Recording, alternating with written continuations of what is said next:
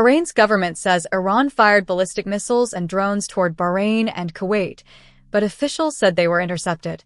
AP reports Bahrain's foreign ministry called on Iran to immediately stop attacks on Gulf neighbors.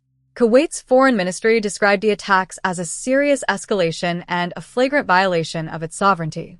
It said Kuwait reserves the right to defend the country, raising the diplomatic stakes around every new launch. AP reports the statements came after the U.S. military said it shot down Iranian ballistic missiles and drones launched toward the Strait of Hormuz and Gulf Arab allies. The U.S. also struck Iranian coastal surveillance radar sites in response. The exchange of fire further strained a shaky ceasefire with Tehran.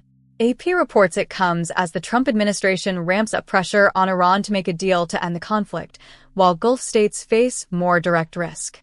The story matters because Bahrain and Kuwait are no longer just nearby observers.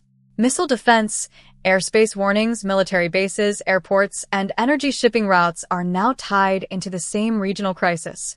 The big question is whether missile defenses can keep preventing casualties and damage, or whether one launch eventually gets through. Interceptions may stop an immediate disaster, but they do not solve the widening war risk across the Gulf.